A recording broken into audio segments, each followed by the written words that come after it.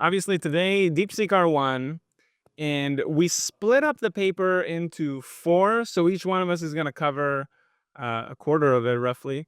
And the first part is gonna be me covering kinda like the background, but when you look at the background in the paper, it's just like a page.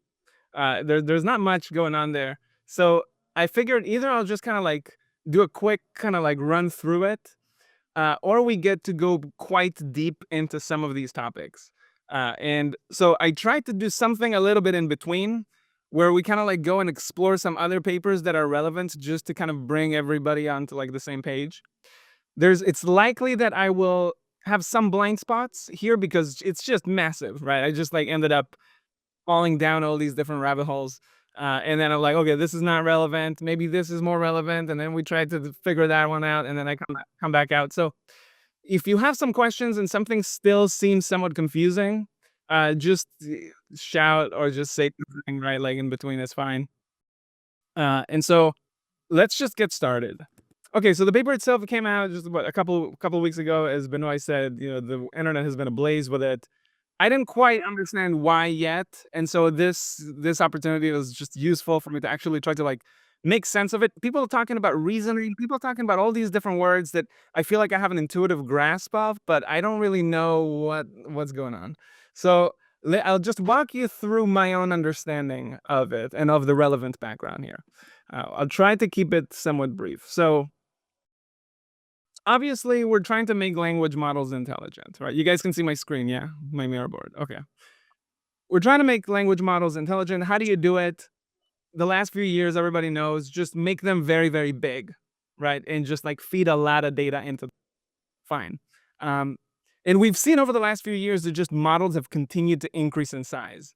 How big? I mean, we started out, BERT had 345 million um, parameters, GPT-2, 2 billion, and we're just almost like every iteration of these models, we're like growing by like 10 times. That's not really sustainable for lots of different reasons. First, it's very expensive. It takes a very long time. And we're also going to run out of data at some point. If the whole point is to just feed in more data, we're going to run out. And I think estimates are like 2028. I think I found this paper that was kind of interesting. It's like, yeah, by 2028, we're going to just run out of data. That's it. We're done. It's like we're not generating enough. And if all you're doing is generating data by an AI, right, then like it's not even going to be that good. So we have a bunch of problems, and people are trying to find different ways to increase intelligence despite not having access to so much data, or in the case of China, for example, not having access to enough compute, right? To like to the typical, whatever like chips we're using in the US. If they have less and less access to it, well, they need to find some more efficient mechanisms. So there's a bunch of different mechanisms, and everybody's trying to figure out what is that new future going to look like. Um, the problem is that even with the current state, they're still not good enough on certain things. And this was kind of like interesting to me. Like if you think about whether or not they can reason, just like try to picture this what do you call these things? The crossword puzzle, right? Try to how do they, if the way you were training them is just predict the next token, how are they going to actually figure something like this out that requires some type of like self-reflection and iteration? Well, you tried this approach and then it doesn't work, and you tried that approach. And the answer is that before O1 came around, they weren't very good at things like this. That I think is kind of like the kicker. And this is almost just an example of like a more abstract type of like class of problem, right? Class of problem is just anything that requires that type of like experimentation. Well, let's try this thing. Oh no, that didn't work. We'll retrace our steps. Well, maybe this one, it doesn't work. Let's try again. So that type of iterative refinement has simply not been very, very good before O1. Why is that? I think we all have some intuition, but the idea here is that LLMs, we've trained them on sort of like what to answer, right? So in the typical kind of supervised fine tuning, what we do is we try to match the output token with some sense of what the input distribution was like, right? So we're trying to come up with some type of mirroring, some type of prediction. We see here abstractly, this paradigm trains models to produce a single input-output mapping. This is fine when the goal is to directly solve a set of similar queries from a given distribution. You say France and capital, you think Paris. Got it. Easy. But If you're trying to now go out of distribution, you're trying to think outside the box, you're trying to take a step back and kind of like reason, this type of paradigm isn't really going to serve you all that well. It's shocking how well it served us thus far, but you could see that when you press it to the service of like math and other types of logical puzzles, at some point it starts to break. So instead, you're trying to create a model that is robust enough that can generalize to unseen problems, right? And it has to try different approaches and seek information and to different extents. So that's kind of the idea. Now, how do you train an LLM on how to answer a question as opposed to just what to answer? So through the research, I found this paper that came out in August of last year. And it's by Google, and they're saying scaling LLM test time compute optimally can be more effective than scaling model parameters. What does that mean? What is test time? What are all these different words? Basically, the idea is this. There's a bunch of different approaches for trying to do things not just during the training, but after the training, perhaps even during the testing. We're not really thinking about this for people that are not using people that are using ChatGPT. They might not get like a good intuitive sense of this yet because ChatGPT is doing this under the hood in a sense. But basically, Google found these different approaches for trying to come up with better solutions at test time. That is, you submitted a query. You're saying, here's the crossword puzzle, and then try to solve this. And then there's different ways to go about it. Well, perhaps the LLM can say best of n. So I'll try it with different approaches, and then I'll select the approach that worked best. And then you're going to receive that out, like the response afterwards, right? So that's best of n. Beam search is you can try to take the solution and break it down into individual steps, and then do that in parallel. And the step that seems to be quite effective and promising, keep going with that one and shut down the other ones, right? So there's different ways for you to try to come about a better solution. Another one is Lookahead search, which is, okay, we break it down into these different steps, but then we try to simulate what the future might look like if we were to pick this answer. Right? You see what's going on here? And then based on the simulation, you come up with like some reward, and you're like, maybe it makes sense to pick a particular topic. A particular approach. Let's keep going with that. The problem is that they, for the most part, suck. They're not very good. None of these things. So Google is like, yeah, maybe you can make some advance with this and this type of regime, and nothing is very good yet. Okay, keep in mind, this is August. Also, we didn't even say how you're going to pick which solution and which solution even seems promising in the first place. This is, again, an open challenge. They call this the verifier, right? Like the verifier needs to go step by step and figure out, does this look promising? Does this not look promising? A lot of complexity here. I don't think we have time to get into how they do this verification, but there's some interesting stuff. I'll put the link in a minute. Okay, so this is August. September of last year, OpenAI comes up with O1. And I think that starts to change the game a little bit. So what they do is they increase the length of the chain of thought. You can actually, let's zoom into this. The idea here is, as they say, similar to how humans think. If you ask me a very difficult question, just give me a minute. I need to think about it. And then once I think about it, I can come up with perhaps a better answer. So what O1 did is essentially gave the model more time to think about it. But that thinking is normally done under the hood, but you could see it. So come here to like this crossword. If this is GPT-4o, it gets the wrong answer here. With OpenAI, with O1 preview, which is the small one, you see it thinks for 5 seconds. You can click into this. You could see how it's thinking. It says, okay, we are asked to solve this crossword. Let's first make sense of the grid. It's like it's going through the process kind of like step by step by step by step. You're not even seeing it. You're charged for it, but you're not seeing it, right? All of these tokens are like hidden, right? So the AI is thinking about how to best respond, and it might try different things. How does L1 do it? Probably we know with some form of reinforcement learning, but I haven't been able, if people know how it does it, I haven't been able to understand exactly how it does it. I suspect it's because they're not telling us. Maybe they are telling us somewhere, but I haven't been able to. Yeah, so the paper talks about it, Adam, where even like DeepSeek Argon, my takeaway is like long chain of thought is all you need. And what that means is like, can you train it to generate the right chain of thought? And it's long enough that'll reach the right answer, and that's it. Like that's basically what they're trying to do. And now there are different ways to get to a accurate long chain of thought, which is the thinking. So, but do you know how it does the reinforcement learning on the basis of that? Do you know what is like what they're using? Because I feel like for for DeepSeek for DeepSeek they've made some innovation in the reinforcement learning. I suspect Sophia is going to get into that. Um, Hold but on, Adam. yeah, We have a question from Arthur. He's asking, where did those steps come from if they're hidden? Arthur, you wanna? yeah, it's Did you just assume them? Is that what I'm thinking? Is you kind of made those up? that Were those steps your best guess at what's going on? oh no, so they're telling us this is it. This is the you guys can see this part, right? Like the OpenAI. This is their own documentation. Yeah, they're saying it. It's just that at the bottom they'll tell you why they decided not to show it to you. It was interesting, hiding the chains of thought. So they think that it's like maybe people can start to manipulate them. Maybe people can. I don't know exactly. Maybe they have some. Oh, they also said that there's something about a competitive advantage here that they don't want to show how it's thinking.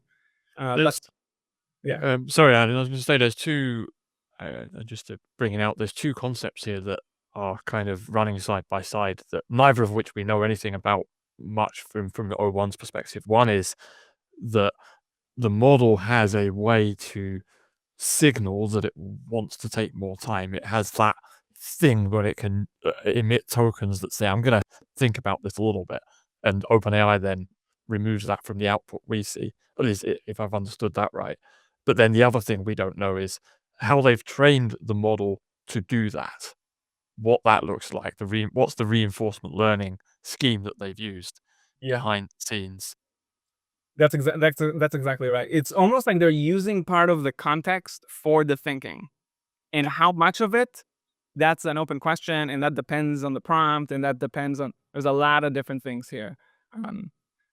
Yeah, this is an example of it's from another paper, but you could just sort of see how it's like, oh, we got these extra compute tokens for verifying the response. There might be some like iterativeness there. There's something about that. But I couldn't get a good answer from how OpenAI does it. I think hence some of the success and the popularity of DeepSeek. So where were we? We're here. We know that they've done it with reinforcement learning, but we don't really know exactly how. But the verdict is nevertheless incredibly impressive. Whatever they did with O1 has so far been sort of like cutting edge. Okay, now DeepSeek is coming around. And essentially what they're doing is they're saying, well, let's just do it with reinforcement learning. Let's just be pure RL as far as we can. And the way they've done it is they started with DeepSeek v3 base. I'm not going to get too deeply into all the different approaches. I think the different folks will talk about the approaches. But just so that you get a sense, v3 base. So this is I think they came up with v3 in December of last year. It's a mixture of experts, 671 billion. I think they spent like $6 million on it. Like it's not a cheap model, right? Like they've spent a good amount on it.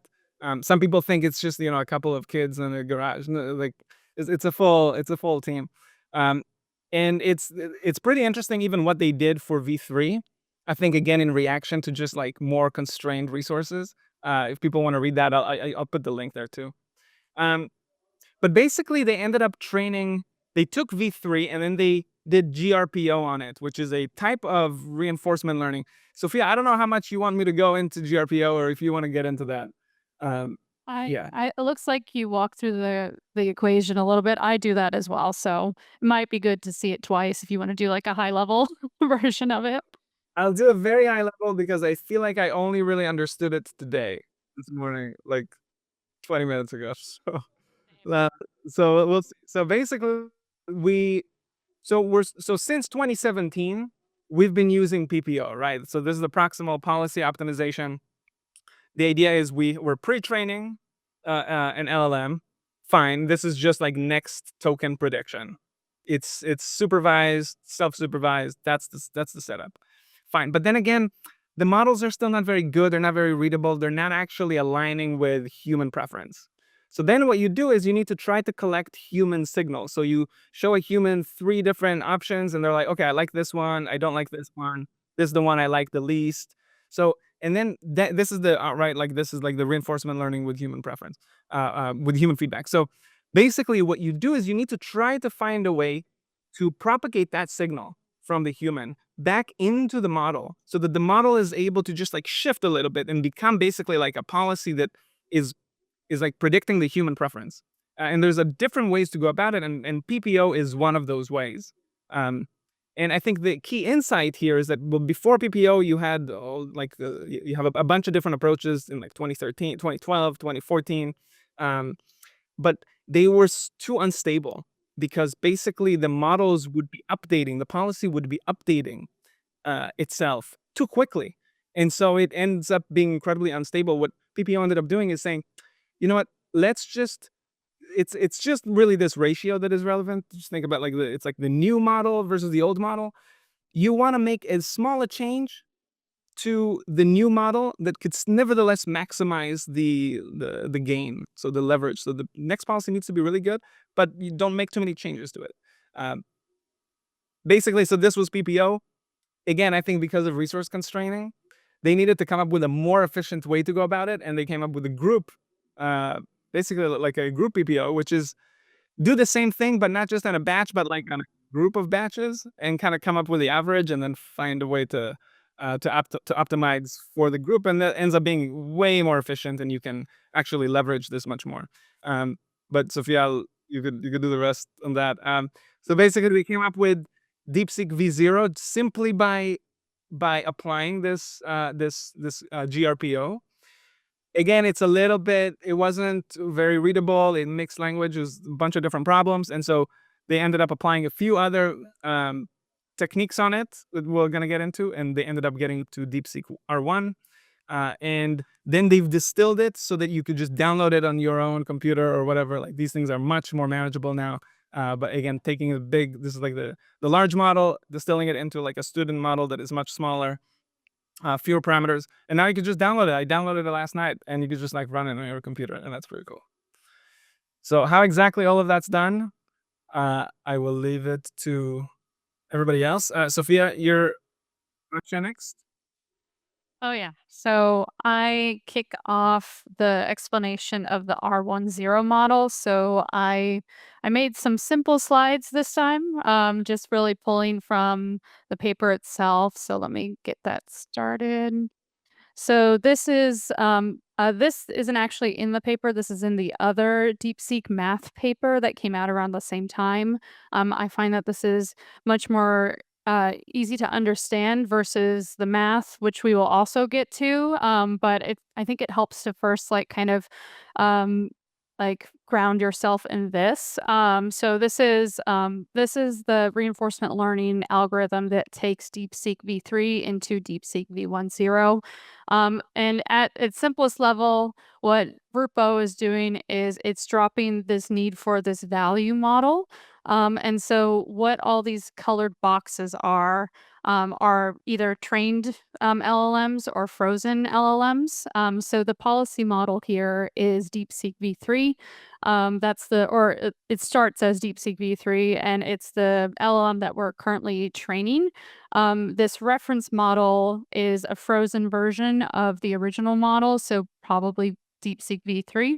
And then the reward model can also be an LLM. It can be an LLM as like a judge to judge all of the these outputs across some metric, or what the DeepSeek authors did is they actually just used a bunch of Python we don't know. I think it's Python functions, like as simple as like regex expressions to like, and we'll get into that when we go over the reward modeling. And so at a high level, like what the advantage is here is it eliminates the need for a second trained LLM. So you have so the lack of like, or you reduce the memory and compute by reducing the number of LLMs. So from 4 to 3, or in this case, it looks like it's 2. or yeah, one that we're actually training. And so just at a high level, like what is going on left to right. So there's a query that's processed by the LLM to generate a set of outputs. The outputs are evaluated through a reference model and that's where we get into like KL divergence, which is here. And then the reward model, or in DeepSeek's case, a bunch of Python functions. It evaluates each of the outputs based off of like a set of metrics, and it outputs a score. And then all of these rewards are grouped, and the advantage is computed through a mechanism. And then both the KL and advantage are brought into the advantage or into the objective function, which are then used for updating the model parameters. And so this, I think, is a lot easier to understand than this math here. So again, like Adam, I think I learned mostly what it is about 20 minutes ago. I like the other slide more. This objective function, it aims to optimize the LLM by updating it relative to a baseline LLM, and while also controlling for divergence from the reference LLM. So if the system keeps track of multiple versions of the same LLM. So there's the policy model, which is just pi theta here. The old policy model, which is the snapshot of the same model, but from a previous training step. And then KL divergence also looks at the reference model, which in this case is DeepSeek v3 before training has started. And so this reference policy model like enables, so it's to basically create a more stable trained version of the policy used for KL regularization. And so this ratio here represents how much the new policy deviates from the old policy. And then again, okay, let me see. I can't see what people are saying in the chat. Sorry. So if there's a question, please, please, Yeah. I'm going to read it. All right. So, Puya is asking, is there a continual learning aspect for replacing the reference models / monitoring the ref models with drift? What is the divergence calculation based on? Right. Okay. The KL divergence is based off of let me just give another high level overview of the steps taken here, because this is used in gradient ascent for updating the model at each training step. So this is like using the same model but pointing to different checkpoints. So this is the current model being updated, and old is possibly from the most recent training step. So at each iteration, these model parameters get updated essentially. But so a high level overview of what this equation is doing. So it calculates the policy gradient ratio, so it tells you how much the policy is changing between trading steps. And then it also does the same thing, but it clips it to be within a certain range. So this limits excessive updates during training. And then we scale both of these like gradients by the advantage, which is the reward signal. And I think if you look at the paper, it is just a normalization. So it's each individual like outputs reward minus the mean over the standard deviation, which is just like centered at 0. It tells you what direction the new reference model or the policy model is shifting from the mean. So it tells you how good of a reward you should, or how much of an advantage a particular output has. Whoops. So let me go back. Sorry. And so, so the advantage is applied to the gradient ratios, and and then you take the minimum between these two. So this selects a more conservative update, and then you subtract out the KL divergence term, which penalizes large deviations from the DeepSeek v3 model. So let me see, what else is there to say here? So KL divergence, the regularizing effect, what is it? You can see it's a penalty term here. So it basically ensures that the new policy model does not deviate too far from the reference. So when the reference model and the new policy are equal, then this goes to 0. And it's like basically there to make sure that the new policy model doesn't employ any reward hacking. So that's the term that you see in references to this paper. So if during training, one of the outputs here has like a highly rare word in it, like let's see, um, like let's see, quixotic, or I don't know exactly how you pronounce it, like quixotic, like and that like returns like from the reward model, it returns like a really high score for whatever reason. You don't want the new model to then like optimize for saying that same word over and over again. So as I think they kind of say in the paper, that this enables the new policy model to keep its language modeling ability without any of this reward hacking to like create some weird like deviations for optimizing the output. And so reward modeling is the other piece here. So as I kind of mentioned, it's a lot simpler for this particular paper because I think they were mostly training this this R10 model off of math and coding problems, which are very deterministic. They either work or they don't, or they're correct or they're not. So the accuracy here in this case like is just specifying, did they get the correct answer? And they also included format rewards as another input to the overall reward. And in this case, like, did the output include the think tags or not? And was there text between the think tags? And was there like a output response, like keeping the same formatting? And so it was a lot simpler than I thought it was going to be, but I guess I'm not. I think Nihil is going to talk about how this changes for incorporating non-math and non-coding problems.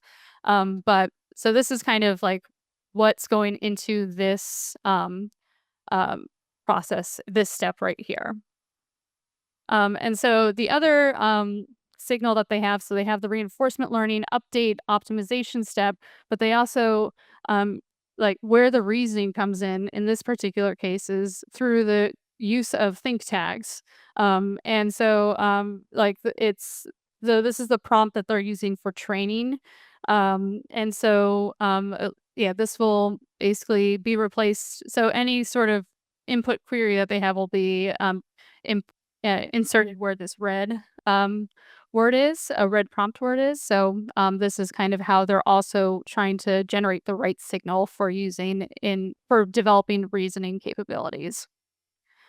And then they also kind of show that in the performance wise, like R10 gets better and better. So it's comparable to OpenAI Mini and OpenAI on similar math and coding benchmarks.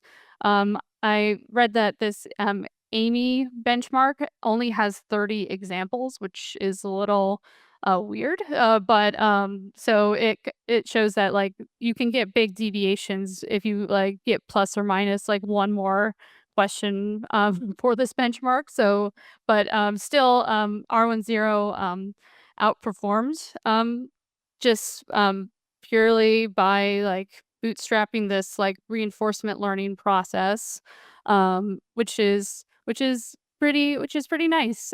So no training data that explicitly told the model how to reason. Just using this prompt and this reinforcement learning process, it was able to get the model to naturally reason or use anthropomorphic reasoning language in its think tags. So that's kind of what they mention in the paper about the aha moment. And so I guess it's also kind of pointing to the natural or the pattern of like reinforcement algorithms where they start to pick up behaviors that weren't explicitly in the training data. So as we mentioned, like there was no reasoning training data that was used for this or to supervise this model. And so it's kind of a hard thing to label and generate. So So you can see what they found by looking at some of the outputs, that there was they noticed a model like telling itself to wait, and that forces the model to reevaluate and then get the better to then generate a better response or evaluate itself. Um, and so that was kind of the gist of R10. What they found was that there were issues, just like using, so they found that like the reasoning output sometimes switched languages midway through the reasoning component, which isn't a really good user experience. And let's see, there was like one other issue with it. I probably should have read this beforehand. Yeah, the but, other one was that language inconsistency and readability was heard in the Yeah. chain of thought. So like you cannot understand what it's actually. Yeah. Okay, cool. So yeah, that's the gist for R10. So I guess I can hand it off for Nihil to kind of walk through R1 proper. So my takeaway when I reached this point, which is what I was going to talk about, was like all the building blocks required for understanding how they got to R1 was covered by Adam and Sophia mostly. Now it's just process, like what they actually did, combining those concepts to get to R1. What do we know? We know that just doing RL based on GRPO, as Sophia explained, gets you to pretty close to O1, like the original version, the September version and O1 mini, etc. No theory data required, but there are issues. Issue number one is that the readability is not good, and then it's still not the best one. That's the other problem. And so what did they do? They were like, okay, maybe we should try doing a little bit of fine tuning with some data, and then we go back to doing other. And so they started with 3 types of data sets, and we will cover also how they got to like reasoning generally, because Argon 0 was mostly the reward model only had math and coding questions because they were deterministic, so they could just write rules and they were like, oh, this is right or this is wrong, or which one is the right answer.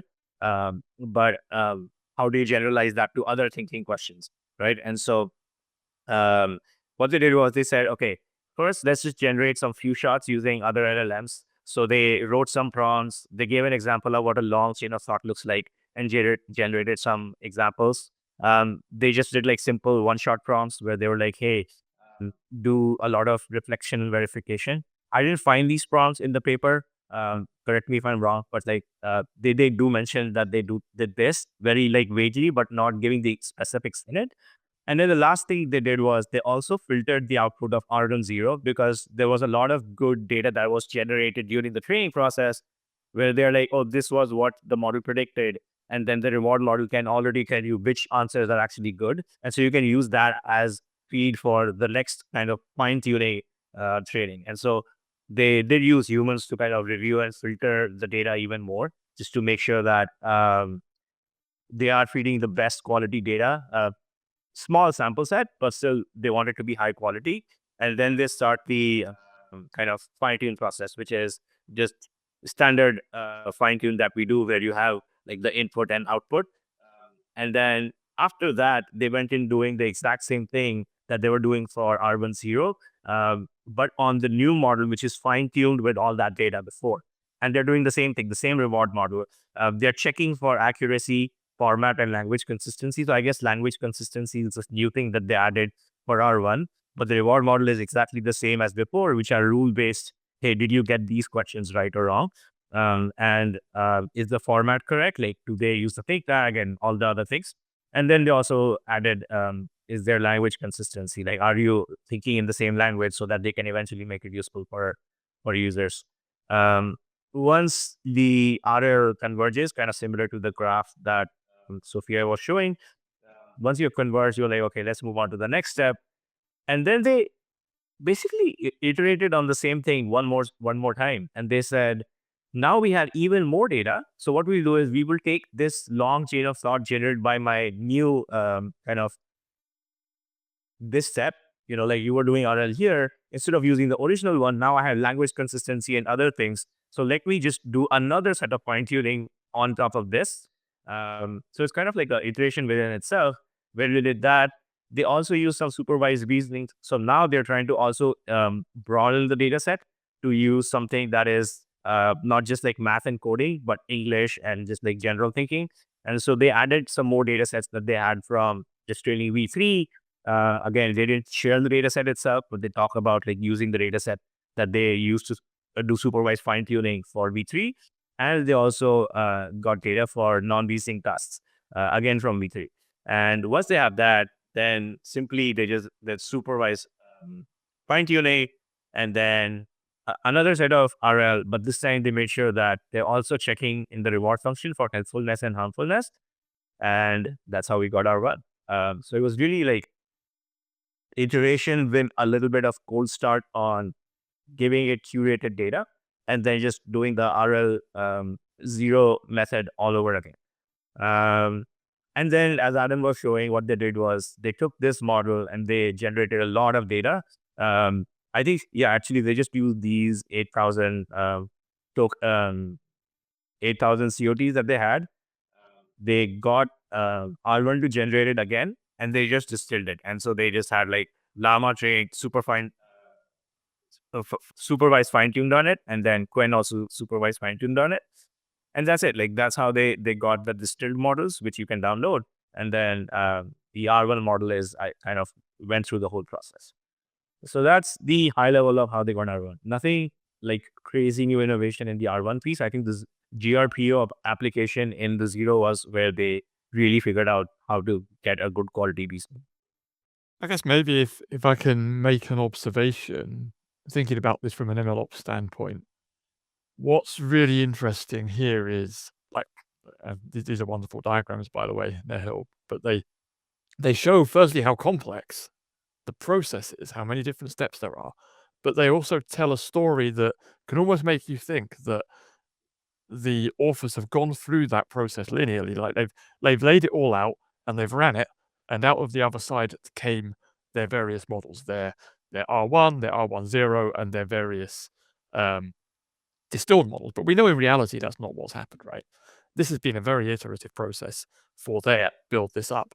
And so it makes you wonder, what tooling do they need to have in place to do that effectively? Like the degree of collaboration, the degree of false starts and different directions, and even like preparing the data and iterating on that before they even try to train a model. Like, they don't say anything about this in the paper at all. I think they focus entirely on methodology and outcomes, but it makes you wonder, what does it look like? Because while most people aren't going to do this, most businesses that want to do some kind of AI, they're not going to be trying to train their own reasoning model, but they might be doing something of similar complexity. So that's kind of interesting to think about.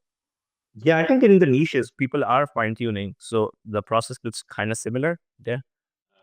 But you're right, like a lot of MLOps to actually get to this level of quality. Also think like it's also mentioned a bit later in paper. I'm not sure if someone else will mention it, that they have a couple of unsuccessful attempts. So what you're saying that like they obviously didn't get there straight is actually highlighted in the paper. It's very interesting to see what they tried that didn't fit in the pattern. Can I, it's in the chat. If from a high level, as I interpret what you said, if I'm looking at this as a big picture, what it seems that DeepSeek has done is, instead of using billions of parameters, they've synthetically generated parameters from the chain of thought and substituted them back into the model. Would you say that's the basic notion of what's been done here? Yeah, I think so. I mean, that's what they were doing with RL as well. But for R1, the only difference is, they have some of it is not just synthetic data, like some of it is also data sets that already existed, which they have used. So it's a combination of the two, but there's a lot of synthetic data that is being used to get to the good quality accuracy. Yeah, it's basically they use the output of the chain of thought as parameters, basically, in my mind, as I'm understanding what you said. That's cool. Yeah. And so this is what I was interjecting, Adam, with. This was my takeaway. Like, this long chain of thought is all you need to make like amazing reasoning, or at least as of today. And all of that shows up at inference time, which is all the rage about, hey, can we get like more money on that side? On experimentation side, there were some things that are useful, just because like I run a lot of evals, and I think like a lot of the community here would be interested to know that as well, of how they evaluated things. And Well, the first thing is like, how do you even evaluate thinking? That's not straightforward. And so they shared some stuff of what they were doing, how that can be useful for evaluating thinking. So the first thing they did was, let's just turn on all of the maximum token output so that like the model is provoked to think longer and generate a lot more tokens. And then that will capture all the detailed thinking as well. The other thing they did was they tried greedy response, which is like they will take whatever the next token is and evaluate that, but that didn't work out well. So what they did was then they generated multiple outputs and they took the average of the correctness of all of those. And so that, and while generating multiple outputs, they didn't have a temperature seal, of course. They wanted variety in it so that the LLM can do different thinking, so that then it can figure out like, okay, this is the right answer versus this, and how often is it able to think correctly? That's kind of how they evaluated. And K in this case is like, how many responses are they generating per query? So that's how they evaluated it. They did it across everything in the end with R1. R1 0 was mostly, again, coding and math, but then R1, they wanted to be more general purpose. And so here, they took all the different coding benchmarks. There are so many. I'm not familiar with a lot of them as well, but the overall gist is that like they evaluate against different things. And then the quality is pretty good. Almost in all cases, this process got them to be better than the base model, which was V3, right? And so that was already a win. Where like with very little data and adding this like long inference time generation of tokens, you can surpass the accuracy of what you can produce for complex queries. So that was super cool to see. It was the whole rages. It was competitive with one latest update with much, like open source and all that. So that was the other thing. And then even with distillation, I think it is be pretty efficient if you can take all this data and distill it down to smaller models, which could be very effective for a lot of us practitioners where we are taking a specific example and like a subset of a problem and we don't need foundational models. Then we can actually just use what they did, where you generate a long chain of thought and you use these models and then just distill down them to a smaller one, and then you can run them on the edge or you can run them inside your web app, etc. Like you can use it in different surface areas, basically. So those were kind of my takeaways. Anything else? We'll see RL and distillation. I think it's just the beginning. As Adam was saying, just open the curtain to people that like this is how you can do long chain of thought. And I think a lot of people are going to do more RL and distillation from here on. Neil, I think if I'm understanding the chat correctly, they want to know what you're using for these visualizations. Oh, there's nothing. Oh, so this one is React Flow. It's some React library which just generates like graphs. And I told Claude to always enter the next node I'm building, and this is nothing. This is just some React. I didn't do anything here. I just wrote Markdown and told Claude, hey, generate a React visualization. So I guess prompting is what I'm using. So it's just like a slideshow, but with React, nothing else. So yeah, that's kind of my take from here. Matt, maybe you can walk us through the discussion and where does this lead us? Sure, yes, absolutely. I think before I do that, before I share my screen, it may be just a good moment to pause and ask if there are any other questions or any other comments, any thoughts. Does what you've heard so far make sense? Because I'm conscious there's a lot going on here. To Don's question, Nahil, great presentation using your Vercel app. What was the visualization tool that you used? I was using a React Flow, which is like a React library, and then using CSS animations, you can just bring one thing at a time. Thanks. I think Kachi has an interesting one. What are some possible applications of reasoning models to agentic software? There's a lot. Yeah, I mean, well, for example, imagine that, maybe your agent needs to look at 3 people's calendars and figure out where there's some available slots, as part of a bigger task. So maybe what the agent is doing is organizing appointments and sending out invitations, doing all of this stuff. But one of the tasks it's got to do is it's got to reason through this this logical problem, or maybe it's got to like find what's the maximum amount of time that these three people are available together so that we can schedule a meeting. All of these things are stuff that we can all do, but they're kind of busy work that we'd rather not do ourselves, but they're all reasoning problems. They're like, constraint satisfaction problems and things like that. I don't know if any the other speakers have thoughts on specific applications. I mean, I think like everything where you have to think a little bit more before taking an action, I think goes in there. Yeah. So, firstly, I've not put any visualizations together. I'm sorry about that. I've been put to shame by my co-presenters. But what I wanted to do was cover off the last two sections of the paper, which is the discussion and the conclusions and future work as well. Now, just to be a little bit unconventional, I'm going to jump over to the conclusions first and then come back to the discussion point. And that's because, well, firstly, the conclusions aren't actually that long, but they kind of summarize all of the different moving parts here in quite a nice way. So, they recap the journey, right? So we're enhancing model reasoning capabilities using reinforcement learning. So we've gone from V3, which is DeepSeek's existing state-of-the-art large language model. We've used reinforcement learning to teach that model how to do reasoning. And the details of the reinforcement learning we've covered, but the various techniques there that they've applied, they come out with a model that is competitive. Well, we all know that, and actually we saw massive stock market crashes a few weeks ago because of precisely that. But the other thing they do is they distill that knowledge, they distill that capability into other models. And for me, that bit's kind of throughout the paper, it's not emphasized as much.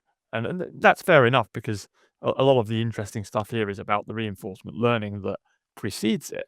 But what interests me about this distillation bit is we get good models that are very small.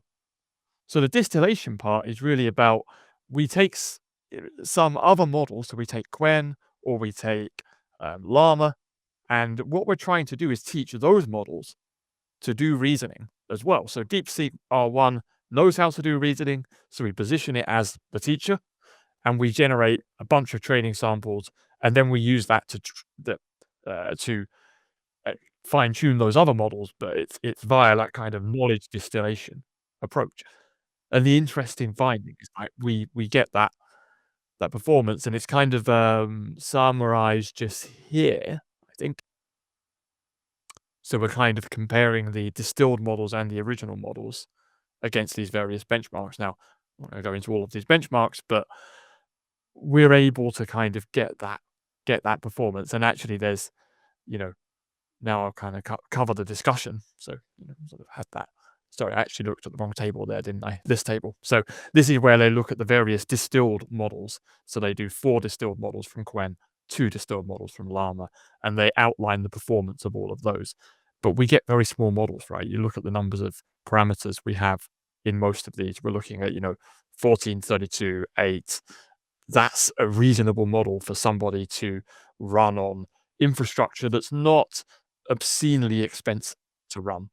So that kind of caught my interest in particular, even though it's not the main point of the paper. So let's move on to this discussion point, though, because it touches on some of the questions that I've seen in the chat. So the first one is that distillation versus reinforcement learning. Which works best in general when we're trying to do this? Because what we've shown is that we can take this R1 model and we can distill it into much smaller models, which still show impressive performance.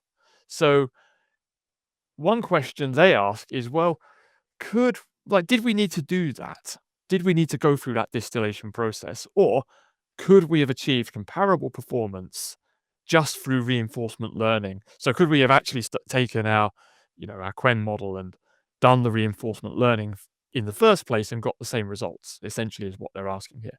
So they try that as well. So they take Quen 32b and they apply the same reinforcement learning techniques and they compare it to the distilled models and to the R1 model as well. So we've got those results in this table. And they pull two broad conclusions out of this. The first is that distilling more powerful models into a smaller one yields really good results. But comparatively, the smaller models that are trained using reinforcement learning require more computational power and don't match the performance that we get from distillation. So high level here is that for them, if you have a powerful, big reasoning model, you can use distillation to take that knowledge and kind of inject it into a smaller model, and that works. It uses less compute and it produces good quality, well-performing models. Distillation strategies are economical and effective, but they also feel that if you need to, like, it's not enough to kind of push the state of the art, and that's where they feel that the large-scale reinforcement learning techniques, which they cover in this paper, that's the place that that's where they see those techniques sitting within this context. So there's a difference, I suppose, between, I've got this big, good model, and I just want to distill its capabilities into something smaller, versus I want to make a better big model in the first place. I want to advance the state of the art there.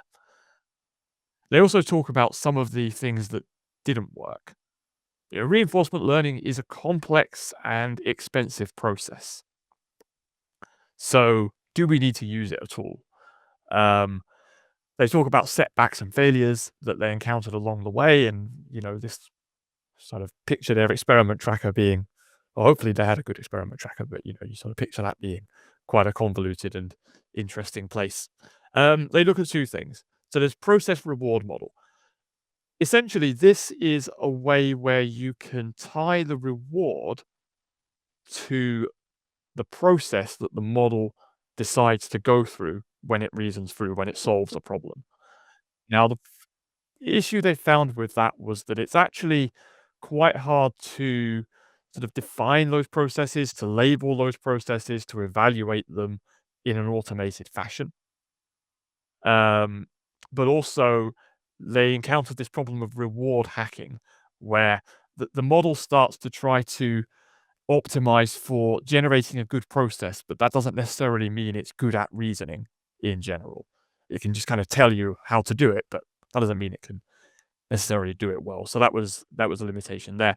The other one was Monte Carlo tree search. So they're kind of looking at successful models for things like chess and Go. These are the models that have been pioneered at DeepMind, and they are training models to reward how they basically saying, we have a search space. So the problem you're trying to solve has a search space, and you can explore that search space and find an optimal solution within it. Now, there was a question about, can we sort of use a reasoning engine and have someone sort of have the AI explore using that reasoning engine? And I think that ties into this as well. The big challenge they found here was simply that the search space is huge. If your model is if your model is solving chess, then it's a search space that's kind of a manageable size. If your model is generating tokens, that search space is enormous and it grows at a very high rate. So they found that doesn't really work. What they tried to do was then limit the length of a search, which does work, but only as far as you then end up in local optima, because you're not actually allowing it to fully explore where it might need to. So yeah, they in conclusion, neither of these techniques really work at the scale they need it to work at, and that's why they ended up sticking with the reinforcement learning based approach that we've seen described so far. Now, then we're down to the conclusions, limitations, and future work. Now, the only other thing then for me is to come back to that theme of MLOps. The disappointment for me as I look through the conclusions, as I look through the summary discussion is, well, I don't really see how to reproduce their results. Fundamentally, I'm not sure what they've shared that would allow me to get the same results. Okay, I don't have the GPUs for it, but putting that to one side, how would we verify and reproduce this? They've shared their methodology, they've shared their outcomes, they've shared the model, but what would we have to do to reproduce that nice pipeline, that workflow that Nahil shared earlier? For me, I still feel like that's something that's not discussed much in these papers around various large language models and how they've been trained and how they've been optimized and so forth. What does the infrastructure look like? What does the tooling look like? What's the process? How are these people collaborating when they work on these things? What works? What doesn't work? And I feel like as an MLOps community, that's something that we ought to know more about, and it feels like we don't at the moment. It is something that we've been at my company researching quite heavily as well, and I've been writing a series of articles on my newsletter, which I'll share a link in a second. Shameless promotion, I know, but a series of articles kind of exploring how certain open source models are built up from scratch, and I'll be looking at DeepSeek in the next one as well. So there's that, and anyone who has any thoughts on MLOps for large language models and Yeah, kind of Matt, you heard about Cake AI or Cake.io? It's a so the problem is the pipelines, right? What Nahil was so accurately able to show is, can we create a templatizable pipeline where you can replace the reward function, replace whatever function you are, so that we all know that this is the kind of pipeline that we want to tie and be able to plug and play in pieces in it that are reproducible. That's what Cake is trying to do with open source libraries. But again, it's a proprietary pipelining tool that it leverages open source libraries. Well, what I've been trying to do is create a pipelining tool where it's generic, where you can say, all right, if I know what the pipeline is going to look like, can I deploy that to any cloud and plug and play the different abstracted reward function, model, a GPU or CPU, or grid search, all of those things you should be able to put in based on some kind of interface layer that you're going to define. That's what I think the whole community is going to benefit from an MLOps approach. are you thinking like you have out of the box all the different reward functions and you can kind of plug them together then? No, so you would have some, but what you would have is at least the interface, the abstraction that says that this is what you're going to have to implement to design your own, so that you can just drop it in there and say, swap them out, test them against each other. As long as that pipeline is generic enough to Nahil's point, then we can go ahead and define our own applications in that pipeline. Yeah, no, that makes sense. Yeah. I mean, I felt the same way, Matt, when I was reading the Argon piece. They so roughly mentioned, oh, we use this data set, or like, we tried some few short prompts. How is this a paper? Like, it feels like someone just wrote the thought they were having while like they were reflecting on. Yeah, it's not reproducible at all, and I think it should have more specificity on, or at least citations to other things. Yeah, I have another question, like something like that I read there. I was kind of starting to realize this too, but I found it like very clearly stated here that like for the prompt engineering section in the conclusions is like they're saying the few shot technique is making things worse. And I found it somewhat interesting because it makes some sense that reasoning models that want to have like very long text generation, actually few shot is not a good match. But at the same time, I noticed that in practice, like I rely a lot on few shot techniques to get outputs that I can afterward parse and extract all the components I would like to get from that answer in a automated pipelines. And so like, I'm wondering, is this like something we need to start learning to work with? Like that we always need to have two models, like one that reasons and that does the chain of thought, and then another one that kind of reformulates with few shots the conclusions that the smarter one has done. I'm wondering if what people think about that.